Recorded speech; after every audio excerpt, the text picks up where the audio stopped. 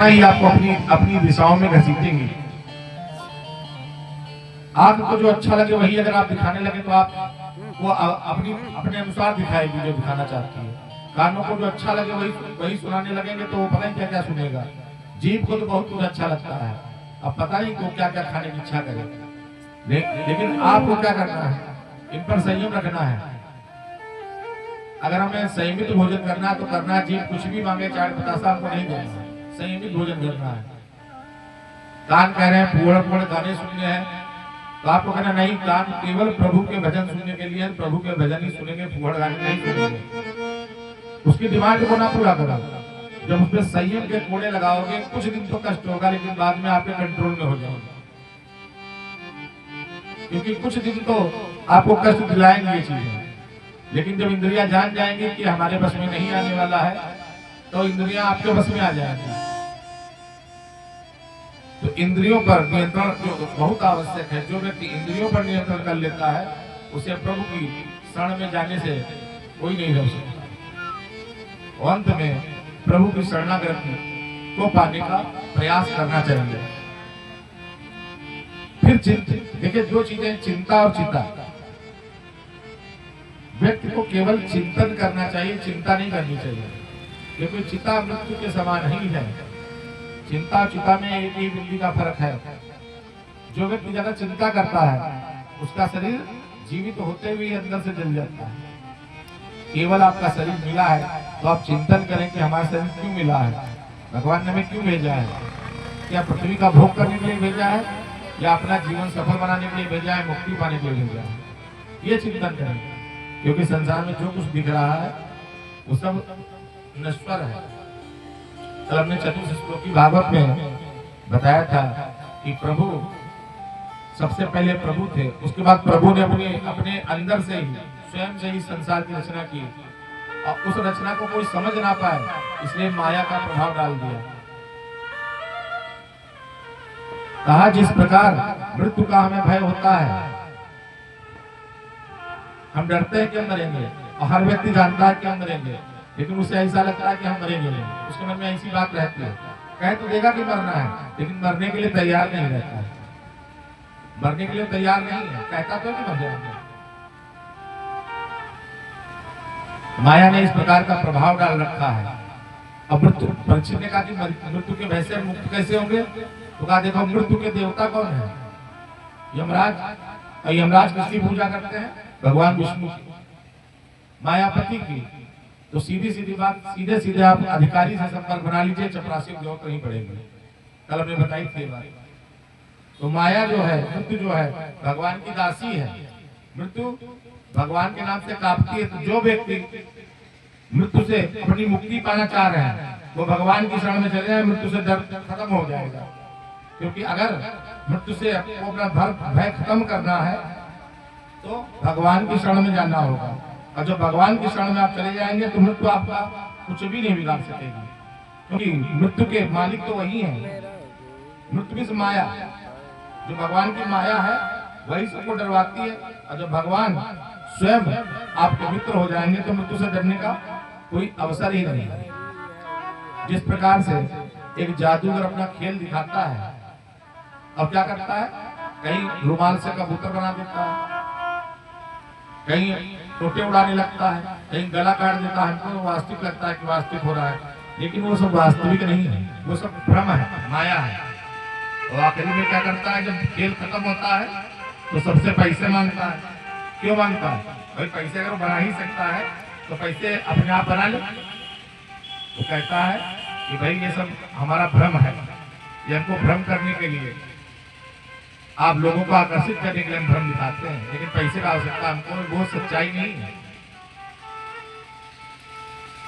कहा भी गया है, गोस्वामी जी ने कहा है, नटे व्रत विकट पट खगराया, नटे व्रत विकट पट खगराया,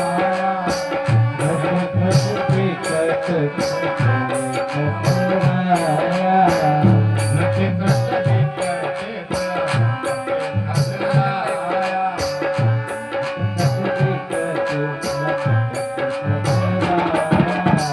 नट से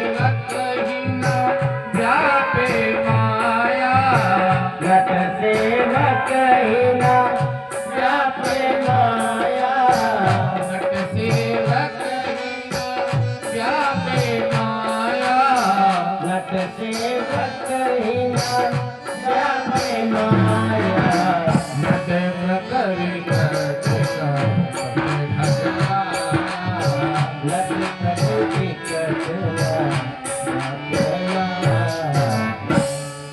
होता है, जादूगर होता है, वो खेल दिखाता है और सबको लगता है असलियत में मिट्टी गाड़ दी, किसी की असलियत में कबूतर उड़ा दिया है, लेकिन वो सब माया है। उसकी सच्चाई कौन समझता है? केवल उसका जमूरा। कहता क्यों जमूरे? गला काटता? कहता हाँ सरकार काट दो। अब जमूरे को पता है गला किसी नहीं कट रहा है, लेकिन हम लोग डर जाते कि गला काट दिया। तो अगर मृत्यु के भय से आपको मुक्ति पानी है तो भगवान के जमूरे बन जाओ। जब भगवान के जमूरे बन जाओगे तो उनका खेल समझ जाओगे कि जो सब संसार है माया भ्रम है, कुछ नहीं है। जिस प्रकार से स्वप्न में आपको शेर दौड़ाता है, आपको गिरा लेता है, खाने का प्रयास करता है और आप डर के जग जाते हैं, आपको लगता है सब भ्रम था। उसी प्रकार से जब आपकी मोह रूपी निद्रा टूटेगी तो आप ही समझ जाएंगे कि संसार ही ये सब भ्रम है, केवल सत्य प्रभु ही है, प्रभु की शरण है। एक ऋषि थे सौबीर मुनि। सौबीर मुनि ने कहा कि हम इतने बड़े तपस्वी हैं, इतना हमारे अंदर तेज बल है, हम भगवान की माया से नहीं डरते हैं। अब भगवान की क्षमता हो तो हमको माया से डरवा लें, माया में हमको डाल के देख लें। बहुत घमंड था अपने ऊपर कि हम तो महातपस्वी हैं, हमको माया कुछ नहीं कर सकती है। एक दिन जल में खड़े होकर के, देखिए कई प्रकार की तपस्या होती है। कुछ लोग अग्नि के बीच में खड़े होकर करते हैं, कुछ लोग बर्फ पे खड़े होकर करते हैं, कुछ लोग नदी में खड़े होकर करते हैं। सौबीर मुनि नदी में खड़े होकर तपस्या कर रहे थे। आंखें खुली, पैर में घुस के लड़ा, उनकी आंखें खुली तो देखी कि मछलियां आपस में काम क्रीड़ा कर रही हैं। अब वो दृश्य देख करके इनके मन में जिज्ञासा आ गई, माया का प्रभाव आ गया। इन्होंने सोचा प्रभु ने इतनी अच्छी सृष्टि बनाई है, हमें सबका उपभोग करना चाहिए, हमें भी विवाह करना चाहिए। सौबीर मुनि की हजारों वर्ष की उम्र, इतने बूढ़े गाल और नाक और सब कुछ बिल्कुल झूल गया, झुर्रियां बढ़ गई। अब इनसे शादी करेगा? अब ये शादी करने के लिए बहुत बेचैन की कोई शादी कर ले हमसे। कहा ऐसा करते हैं, राजा के पास चलते हैं, राजा से कहेंगे, राजा प्रजा पालक होते हैं, हमारी शादी कराएंगे। और राजा कराएंगे क्या? राजा की खुद ही पुत्रियां हैं, वही करो, उन्हीं से करा देंगे। उस समय राजा थे मानधाता। राजा मानधाता के पास गए, कहा महाराज हमारी एक इच्छा है, वो आप पूरी कर दीजिए। कहा बताइए। कहा हम विवाह करना चाहते हैं। तो राजा ने देखा इतने बूढ़े हैं, सब बिल्कुल खाल गायब हो चुकी है, मछलियों ने पैर में काट काट करके खाल खा ली थी। अब बिल्कुल बूढ़े, चल नहीं पा रहे। राजा ने देखा, कहा महाराज आप विवाह करना चाहते? कहा हाँ हमारी इच्छा है विवाह करने की। तो कहा महाराज हम क्या करें? कहा आपके 50 पुत्रियां हैं, 50। सूर्यवंश के राजा हैं मानधाता, और उनमें से आप एक पुत्री का विवाह हमारे संग कर दीजिए। राजा ने कहा ये अच्छी आप बताइए, इतना बूढ़ा बाबा है और कह रहा अपनी पुत्री इस बूढ़े के संग कौन ब्याह दे? पता चले हमारी पुत्री हमको पोसेगी, लेकिन अगर हम मना कर देंगे तो इतना तपोबल इसमें है, ये हमको अभी श्राप दे देगा, कहा कोई उपाय करना चाहिए। कहा महाराज ऐसा करते हैं, हमारे यहाँ राजकुल के हैं, तो हमारे यहाँ जो विवाह होता है वो लड़कियां स्वयंवर करती हैं, अपने आप पति को चुन लेती हैं। तो आप विश्राम गृह में जाएं और आप आराम करें, कल सुबह अपनी हमारी पुत्रियां आपको देखेंगे, जो आप चाहे जो पुत्री चाहेगी उसका विवाह आपके साथ करा देंगे। अब ये बेचारे चले गए विश्राम गृह में और सोच रहे हैं ऐसे बूढ़े शरीर को कौन पसंद करेगा, झुर्रियां पड़ा हुआ शरीर कौन सी नवयुवती कन्या पसंद करेगी। ये सोचते हुए जा रहे हैं। कहा तो ठीक है हम शरीर बदल लेते हैं। इन्होंने तपस्या के बल से बिल्कुल अपने शरीर को 16 वर्ष का बना लिया, बिल्कुल सहस्त्र पुष्ट कामदेव को भी लज्जित कर देने वाला सौंदर्य पा लिया। तपोबल तो था ही, अपने शरीर को बना लिया। सुबह जब राजसभा में बैठे तो लड़कियां इनको देखने आई। एक लड़की कह रही सुनो शादी हम करेंगे इनके साथ। तो उससे बड़ी वाली कहे तुमको शर्म नहीं आती है, भाई बड़ी बहन कुंवारी बैठी रहेगी, तुम करोगी शादी, पहले हमारी शादी होगी। छोटी वाली करी, बड़ी वाली को सब्र करना चाहिए, हम सबसे छोटे, हमारा विवाह पहले होना चाहिए। आपस में 50 लड़के लड़ रहे, इतने सुंदर बन गए, इतने सुंदर बन गए कि सबने लड़ाई शुरू कर दी कि हम विवाह करेंगे, हम विवाह करेंगे, आपस में लड़ाई चल रहे हैं। बाबा ने देखा अब बाबा थोड़ी नहीं है, अब तो सुंदर बन गए हैं। बाबा ने कहा ऐसा करो 50 चलो हमारे साथ, लड़ने की आवश्यकता नहीं, 50 लोग चलो, हम सबको ले चल रहे हैं, सबको लिए चले गए। राजा ने कहा ये अच्छा बाबा आया था, हमने सोचा था कोई एक करने की ना करना पड़े, 50 ले गए। राजा गए भाई, कहा जाए अपनी कन्याओं को देखाएं कैसे हाल में रहती हैं। मानधाता राजा जो थे देखने गए अपनी कन्याओं को, तो बड़ी लड़की के यहाँ गए, दरवाजा खोला, कहा पुत्री बताओ क्या हाल चाल है। कहा हाल चाल पिताजी सब अच्छा है, लेकिन हमको एक दुख ये है कि ये हमको छोड़ करके बाहर निकलते नहीं है। हमारी 49 बहनें बेचारी क्या सोचती होंगी हमारे बारे में। कहा अच्छा ये बात है, ठीक है। फिर दूसरी बहन के पास गए, वहां दरवाजा खटखटाया, फिर वो भी यही कह रही कि हमको ये देख करके अंदर ही रहते, बाहर नहीं निकलते। राजा के मन में बात है कि सबके यहाँ कैसे रहते हैं, तपस्या का बल से, जो तपस्या का बल था उस बल से सबके पास रहते थे। राजा ने कहा तो धन्य है ऐसे महात्मा जो इतना बड़ा रूप बना सकते हैं। इनके 50 पुत्रियों से, जो 50 लड़कियां थी जिसे विवाह किया था, उनसे 5000 बच्चे पैदा हुए। सौवीर मुनि ने 5000 बच्चे पैदा कर डाले। एक दिन बैठे थे, वो बच्चे 5000 आसपास खेल रहे थे, तो इन्होंने विचार किया कि बच्चे हमारे पास बहुत खेल रहे हैं। तब इनको ध्यान आया कि हमने भगवान को चैलेंज कर दिया था कि आपकी माया हमारे प्रभाव नहीं डाल सकती है, इसलिए भगवान ने ऐसा खेल खेला, ऐसा खेल खेला कि हमारे आसपास आबादी इकट्ठा करवा दी पूरी। भगवान से क्षमा मांगी, दंडवत हुए, कहा भगवान हमने जो अहंकार दिखाया उसके लिए हमको क्षमा करिए, आपकी माया बहुत बलवती है, अच्छों को नचा देती है, और हमारे तक कोई क्षमता ही नहीं है। बड़े बड़े महर्षि तपस्वी स्वयं ब्रह्मा तक की क्षमता नहीं कि प्रभु के माया से पार जा सके। इसलिए आदरणीय परम पूजनीय साकेत धामवासी राजेश्वरानंद जी का एक भजन बहुत अच्छा है। कल महात्मा जी नहीं थे यहाँ पर, भजन की 2 लाइनें गाई थी, लेकिन हमने आज मौका बढ़िया मिल गया है। ये भी राजेश्वरानंद है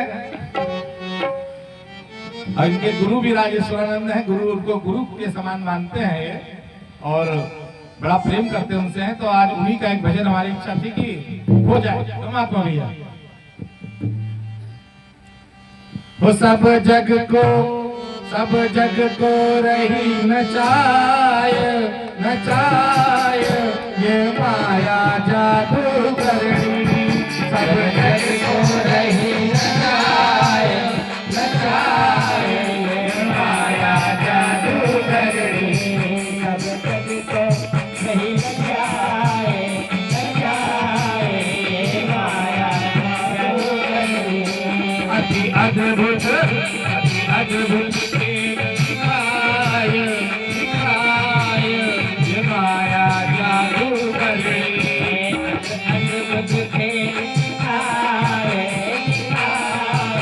ये माया जादू करनी। सब जग को नहीं नचाए ये माया जादू करनी।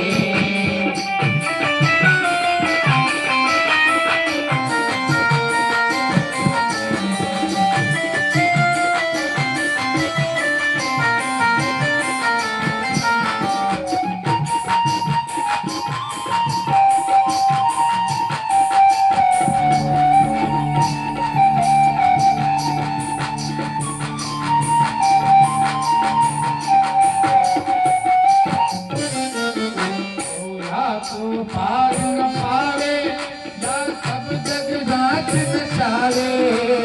या को पार न पावे या सब जग नाच नचावे। या को पार न पावे या सब जग नाच नचावे।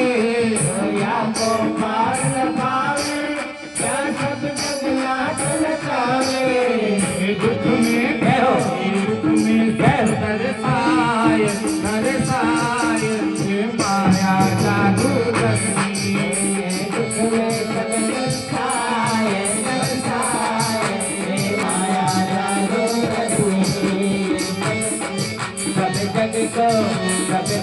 को नहीं